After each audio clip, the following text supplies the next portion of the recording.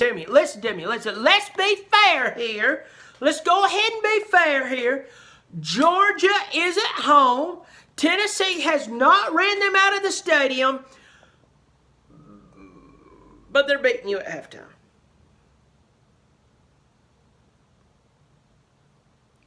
I mean, this is what I don't get about Georgia.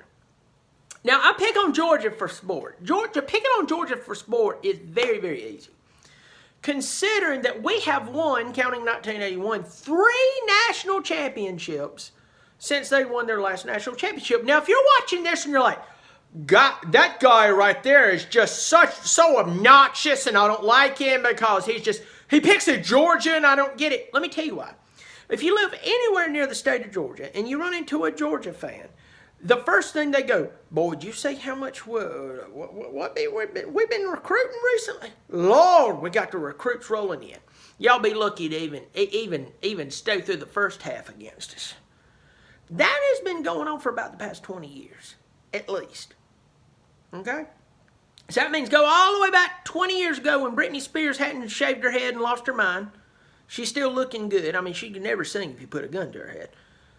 Miss Shania Twain was still hot stuff. Y2K, we found out it wasn't what it was supposed to be. You go back all the way then. Georgia was still talking same scummy, skanky trash they always talk. And you fast forward 20 years later, bunch of teams has won a national championship. Bunch of teams have become good and become awful again and become good again since then. And they still ain't won a national championship. But boy, I'm telling you right now, they are some of the most arrogant, cocky, talking son of a guns you've ever met in your entire life. But right now at halftime, Tennessee is beating them. And by the way, they just stopped. Zeus! You wait till Zeus gets healthy. That was a 4th down, or what was it? I don't even know what down it was, but it was, like a couple of seconds left. Tennessee stopped them on not even the 1 yard line. They were 6 inches from a touchdown, and Tennessee stopped them. Now, listen to me. If Georgia wins this ball game, okay, you win the ball game, it's a halftime report, blah, blah, blah, blah, blah, blah, blah, blah, blah, blah, blah, blah.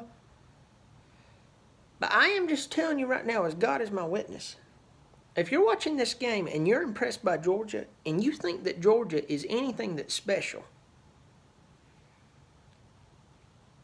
I don't know what to say to you.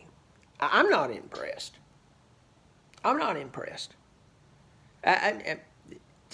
This doesn't even deal with the SEC. This just deals with football. Are you impressed? I'm not. Here's the big keys for the second half if you're a Tennessee fan. If you're a Tennessee fan, you're watching this. If you're a Georgia fan, you're watching this. First of all, to me, it just all lies on Garantano's shoulders. Garantano's shoulders for University of Tennessee. Can he make decent passes? That's one. Number 2, can they get the ball to Chandler and Gray in space? For Georgia, get Stetson Bennett believing in himself again. Throw the ball up to Pickens and trust him. Trust him.